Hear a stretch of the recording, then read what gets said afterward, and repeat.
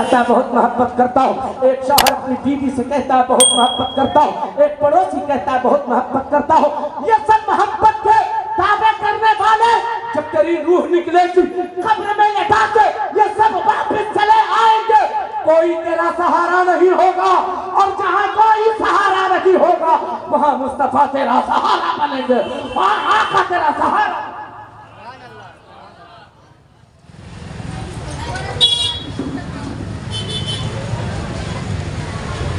درود شریف پڑھے. اللہم صلی علی سیدنا و مولانا محمد بارک وسلم. صلو علیہ الصلوۃ والسلام علیک یا رسول اللہ یا حبیب اللہ صلی اللہ تعالی علیہ وسلم. توجہ ہے آپ کی؟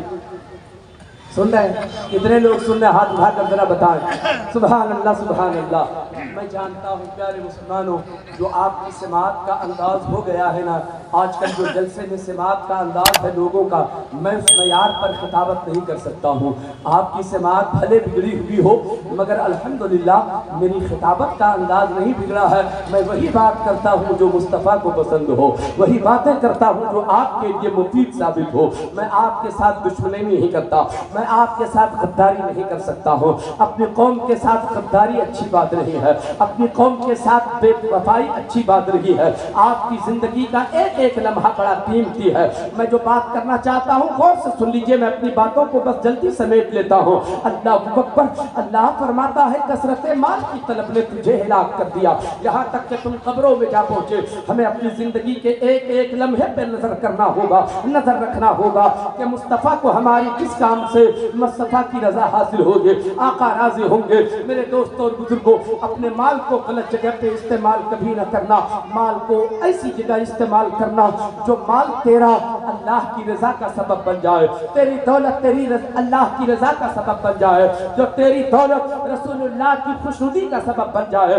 ایسی دولت جو رسول اللہ کی خوشنودی کا سبب ہو، ایسی دولت جو تجھے جنت لے کے چلی جائے، ایسی دولت جو تجھے جہنم سے دور کر دے، ایسی دولت جو خدا کی رحمتوں کے قریب کر دے. ہمیں ایسی دولت سروکار ہے، ہمیں ایسی دولت چاہیے جو دولت ہمیں خدا سے ملا دے، جو دولت ہمیں خدا کی رضا حاصل کرا دے، جو دولت رسول اللہ کی خوشنودی حاصل کرا دے، جو دولت ہمیں جنتی بنا دے. ہمیں وہ دولت کمانا ہے، ہمیں وہ پیسے جمع کرنا ہے. اور میں سیکھنا چاہتا ہوں، نبی کے صحابہ سے ہم سیکھتے ہیں کہ جب نبی کی رضا کے لیے دولت خرچ کی جاتی ہے تو مصطفیٰ کی دعائیں ملتی ہیں. یہ نبی کے مہمان اس وقت منبر نور پر بیٹھے ہوئے ہیں. پیارے مسلمانوں، ہمارے بھی مہمان ہمارے گھر ہوا کرتے ہیں، اور آج کی نگاہوں آپ کے سامنے، آپ کی نگاہوں کے سامنے ہمارے مہمان نہیں، یہ مصطفیٰ کے مہمان بیٹھے ہوئے ہیں. آپ ان کی زیارت کیجئے.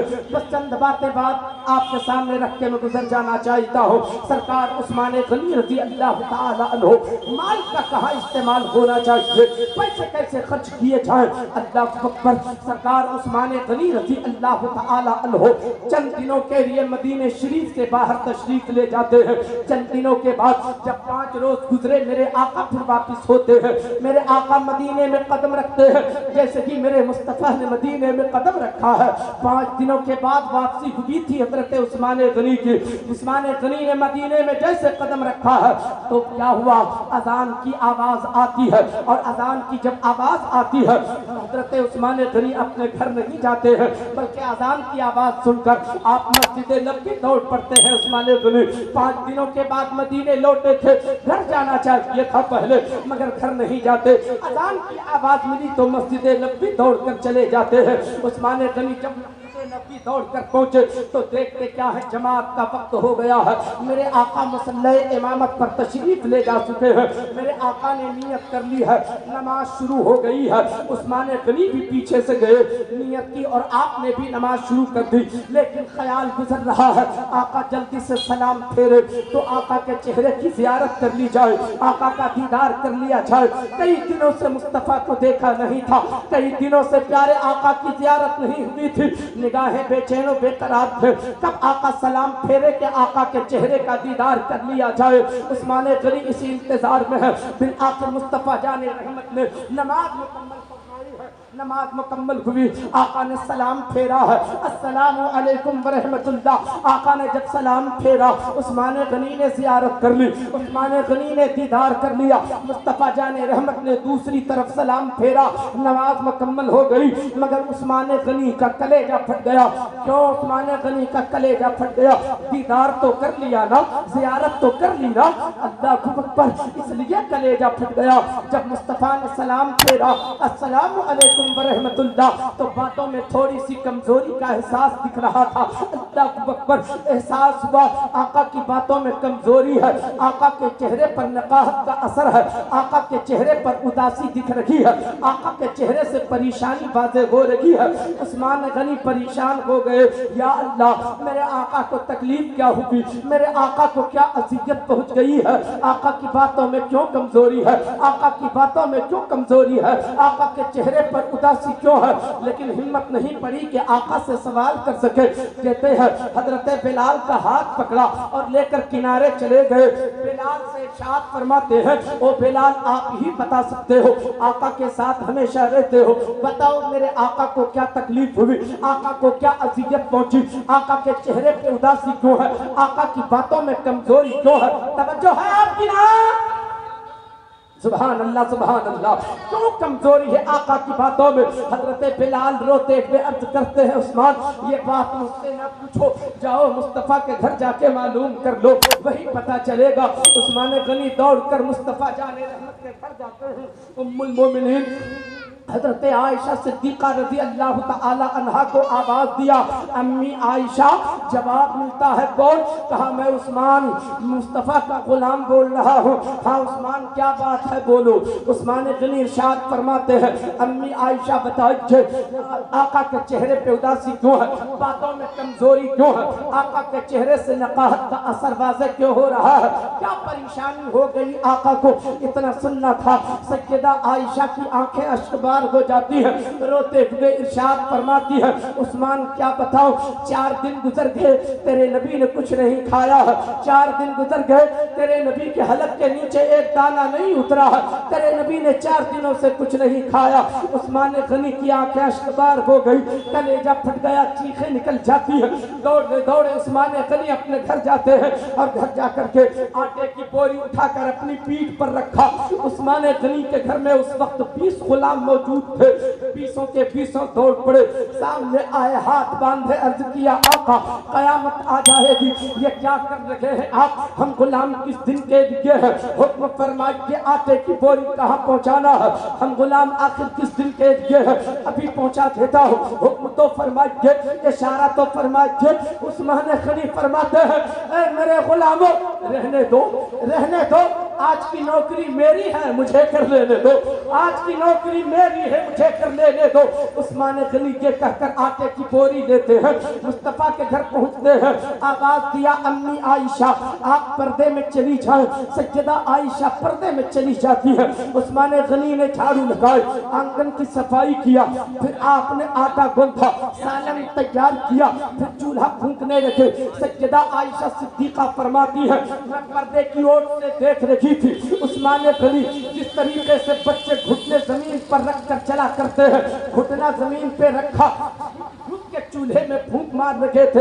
عثمان غنی کی داڑھی مبارک سے دھواں نکل رہا تھا، آنکھوں سے پانی بہ رہا تھا، چہرہ لال ہو چکا تھا۔ عثمان غنی پھونکے جھک جھک کے مارتے تھے۔ چولہا جلایا عثمان غنی نے، روٹیاں تیار کی، سالن تیار کیا۔ میں آپ سے بات پوچھنا چاہتا ہوں، آپ بھی تو نبی کے غلام ہو، آپ بھی تو آقا کے ماننے والے ہو، آپ بھی تو کلمہ پڑھنے والے ہو، ہم کیسے نبی کے غلام ہیں؟ ایک غلام مصطفیٰ کا وہ ہے عثمان غنی جو مصطفیٰ کے گھر جھاڑو لگا رہے ہیں۔ بہت بڑے امیر کا نام عثمان غنی ہے، بہت بڑے شہزادے کا نام عثمان غنی ہے، بہت بڑے رئیس کا نام عثمان غنی ہے، بہت بڑے جائیداد کے مالک کا نام عثمان غنی ہے۔ جب جہاد کا اعلان ہوتا تھا سب سے زیادہ مال عثمان غنی کا جایا کرتا تھا۔ آج وہ اپنے زمانے کا شہزادہ، اپنے زمانے کے سب سے بڑا امیر و کبیر اور رئیس انسان آج مصطفیٰ کے گھر جھاڑو لگا رہے ہیں۔ آج تک عثمان غنی نے اپنے گھر کبھی جھاڑو نہیں لگائی ہوگی، آج مصطفیٰ کے گھر جھاڑو لگا رہے ہیں۔ اپنے لیے کبھی روٹی نہیں بنائی ہوگی، آج مصطفیٰ مصطفیٰ کے گھر روٹی بنا رہے ہیں، اپنے لیے کبھی چولہا نہ پھونکا ہوگا، آج مصطفیٰ کے گھر چولہا پھونک رہے ہیں۔ میں آپ سے بتانا چاہتا ہوں، آپ کب نبی کا غلام بن کے دکھاؤ گے؟ یہ غلامی کا انداز ہے، آپ اپنی غلامی کا ثبوت کب پیش کرو گے؟ حضرت غلام ایسا ہوتا ہے، غلام چلے تو دنیا کہے مصطفیٰ کا غلام جا رہا ہے، مصطفیٰ کا غلام بول رہا ہے، مصطفیٰ کا غلام مسکرا رہا ہے۔ میرے دوستو، ہماری زندگی کا ایک ایک لمحہ شریعت سے الگ گزر رہا ہے۔ میں آپ سے کہتا ہوں، ایک ایک لمحہ ایسا گزرے جس سے مصطفیٰ راضی ہو جائے، جس سے رسول اللہ کی خوشنودی حاصل ہو جائے۔ چولہا جلایا، سالن تیار کیا، روٹیاں تیار ہو گئی، میں بات سمیٹ رہا ہوں، آپ کی توجہ کتنے لوگوں کی ہے؟ ایک بار ہاتھ اٹھا کر بتائیے۔ سبحان اللہ، آپ سن رہے ہیں، یہی میرے لیے بڑی خوشی کی بات ہے، محبت سے سنیے۔ سبحان اللہ سبحان اللہ۔ عثمان غنی نے پھر دسترخوان بچھایا، روٹیاں رکھا، سالن رکھا، اللہ اکبر۔ گئے مسجد نبوی، گئے آقا مسجد نبوی میں جلوہ فکن ہے، عرض کرتے ہیں یا رسول اللہ دسترخوان، یا رسول اللہ تھوڑی دیر کے لیے گھر تشریف لے چلتے۔ میرے آقا سمجھ جاتے ہیں کہ عثمان مجھے گھر جانے کیوں کہہ رہے ہیں، اللہ اکبر۔ میرے آقا چلے مسجد نبوی سے اور اپنے گھر پہنچے، دیکھا دسترخوان بچھا ہوا ہے، یا رسول اللہ تناول فرمایا جائے۔ میرے آقا دسترخوان پر بیٹھ جاتے ہیں، میرے آقا نے روٹی کا ایک ٹکڑا سالن میں بھگو کر اپنے حلق کے نیچے اتارنا کی چاہا تھا۔ آقائے کائنات کا بھی چہرہ، آقائے کائنات کا بھی کلیجہ پھٹ جاتا ہے، آنکھیں اشکبار ہو گئی۔ سیدہ عائشہ بھی رونے لگتی ہے، اس لیے کہ جتنے دنوں سے میرے مصطفیٰ نے کچھ نہیں کھایا تھا، اتنے ہی دنوں سے سیدہ عائشہ صدیقہ نے بھی کچھ نہیں کھایا تھا۔ ہم مومنوں کی امی جان بھی اتنے ہی دنوں کی بھوکی تھی جتنے دنوں سے مصطفیٰ غذا یہ بھوکے تھے۔ ذرا سوچ کے لیے تھوڑی دیر کے لیے دیکھو، اپنے کلیجے پہ ہاتھ رکھ کے سوچو پیارے مسلمانوں، وہ نبی بظاہر کئی دنوں کے بھوکے ہیں، جس نبی کے در سے کائنات پل رہی ہے، جس نبی کے در سے کائنات کو صدقہ حاصل ہو رہا ہے، جس نبی کے در سے دنیا کو روٹی تقسیم ہو رہی ہے، آج وہ نبی بھوکے نظر آ رہے ہیں۔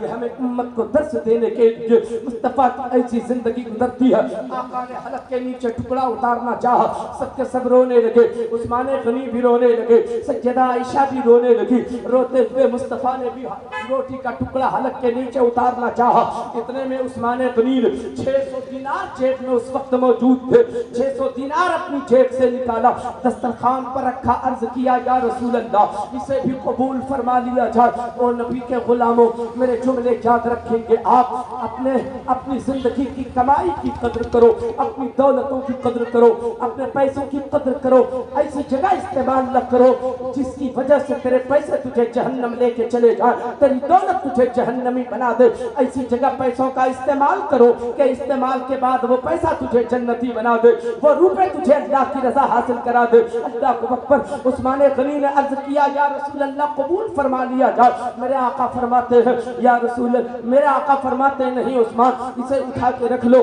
عثمان غنی عرض کرتے ہیں یا رسول اللہ اسے قبول فرما لیا جائے، 600 دینار ہے قبول فرما لیا جائے۔ آقا فرماتے ہیں نہیں عثمان اسے اٹھا کے رکھ لو، اسے اٹھا کے رکھ لو۔ عثمان غنی عرض کرتے ہیں یا رسول اللہ قسم ہے اس رب ذوالجلال کی جس کے قبضہ و قدرت میں میری جان ہے، یا رسول اللہ ایسی دولت کو آگ لگا دوں گا جو مصطفیٰ کے کام نہ آئے، جو مصطفیٰ کے کام نہ آئے، ایسی دولت کو آگ لگا دوں گا۔ میرے دوست اور بزرگوں، یہ کہہ کر عثمان غنی باہر تشریف لے گئے۔ میرے مصطفیٰ بھی دسترخوان پہ ہے۔ سیدہ عائشہ صدیقہ فرماتی ہے میں نے کیا دیکھا، عثمان تو روتے ہوئے باہر چلے گئے، مصطفیٰ نے دعا کے لیے ہاتھ اٹھایا، آقا نے نبوت والا ہاتھ اٹھایا، رسالت والا ہاتھ اٹھایا، اللہ کی بارگاہ میں دعا کیا، پوری کائنات کے پالنہار اے میرے پروردگار تیرا محبوب محمد عثمان سے راضی ہے، تیرا محبوب محمد عثمان سے راضی ہے، تو بھی اپنی شان ربوبیت کے ساتھ عثمان سے راضی ہو جا، عثمان سے راضی ہو جا۔ میرے دوستو، میرا کہنا یہ ہے ایسی دولت ہمیں جمع کرنا ہے جو دولت ہمیں اللہ کی رضا کا سبب بنائے، جو دولت ہمیں جنتی بنائے، جو دولت ہمیں سجدے کے قریب کرے، جو دولت ہمیں اللہ کی رحمتوں کے قریب کرے۔ ایسی دولت کو ٹھوکر مار دو جو دولت تجھے جہنم کی طرف لے کے جائے، جو دولت تجھے راستے سے الگ کر دے۔ ایسی دولت نہ کماؤ۔ دولت کمانا اچھی چیز ہے مگر استعمال صحیح جگہ پہ ہو، جائز طریقے سے محنت کر کے پسینے کی کمائی کماؤ اور اللہ کی رضا کے لیے آپ ہر مقام پہ خرچ کرو۔ اپنے بچوں کی تربیت بھی ہو تو خیال یہ رکھے اللہ کی رضا کے لیے بچوں کی تربیت ہے۔ اپنی بیوی کو خوش کرنے کے لیے بھی اگر کوئی تحفہ اسے دو تو خیال یہ رہے کہ اللہ کی رضا کے لیے اپنے پیسوں کا استعمال ہر مقام پر اس تصور کے ساتھ کرنا ہم خدا کی رضا کے لیے یہ خرچ کر رہے ہیں، وہ دولت تجھے جنت لے کے جائے گی۔ اللہ تبارک و تعالی ارشاد فرماتا ہے الہاکم التکاثر حتی زرتم المقابر، کثرت مال کی طلب نے تجھے ہلاک کر دیا یہاں تک کہ تم قبروں میں جا پہنچے، یہاں تک کہ تم قبروں میں جا پہنچے۔ میرے دوستوں اور بزرگوں، ہمیں اپنے آپ کو بڑے سنبھل کر کے اپنی زندگی گزارنا ہے۔ ہمیں اپنے نبی کو روٹھنے نہیں دینا ہے، اپنے آقا کو ناراض نہیں ہونے دینا ہے۔ اپنی زندگی کا ایک ایک لمحہ مصطفیٰ کی سنت پہ عمل کر کے گزار دو۔ مصطفیٰ راضی ہو گئے نا تو پھر دیکھنا کیا جینے میں مزہ آتا ہے، کیا زندگی جینے میں لطف حاصل کرو گے۔ میرے دوستو، آج ہم زندگی سے اس لیے لطف حاصل نہیں کر پا رہے ہیں کہ ہمیں اللہ و رسول کی رضا حاصل نہیں ہو سکی ہے۔ یہ دولت تو کیا ہے، یہ دولت اللہ کی رضا کا سبب یہ دولت نہیں ہے۔ حضرات، اگر اللہ کسی سے ناراض ہوتا ہے تو اس کی روٹی نہیں چھینتا، اس کی دولت نہیں چھینتا، اس کے گھر کی برکت نہیں چھینتا، بلکہ اللہ جب بندے سے ناراض ہوتا ہے تو سجدے کی توفیق اس سے چھین لیتا ہے۔ اب اپنے سماج کا جائزہ لو اور پھر یہ فیصلہ کرو کہ کون کون ایسے لوگ ہیں جس سے اللہ کی ناراضگی کا سبب، جس سے اللہ ناراض ہے، جس شخص سے اللہ ناراض ہے۔ جہاں بے نمازی دیکھو سمجھ لو اللہ اس سے ناراض ہے۔ جو نمازی ہے اللہ تعالیٰ جس سے راضی ہوتا ہے اسے سجدے کی توفیق عطا فرما دیتا ہے، بندگی کی دولت عطا فرما دیتا ہے، مسجد جانے کی توفیق عطا فرما دیتا ہے۔ اس لیے میں کہتا ہوں اپنے نبی کو راضی کرنے کی ضرورت ہے۔ سچ بول کر نبی کو راضی کر لو، سجدے کر کے نبی کو راضی کر لو، قرآن کی تلاوت کر کے نبی کو راضی کر لو۔ ہر حال میں آپ کا خیال یہی ہونا چاہیے ہماری زندگی سے آقا روٹھے رہے، آقا راضی ہو جائے۔ میں نے جو کچھ کہا کہنے میں کہیں پر کوئی لفظ کوئی خطا ہو گئی ہو تو رب کی بارگاہ میں اپنی خطاؤں سے توبہ کرتا ہوں۔ یا اللہ میری خطاؤں کو معاف فرما، میری توبہ کو اپنے محبوب کے صدقے میں قبول و مقبول فرما۔ استغفر اللہ ربی من کل ذنب و اتوب الیہ، لا الہ الا اللہ محمد رسول اللہ صلی اللہ علیہ وسلم۔ السلام علیکم۔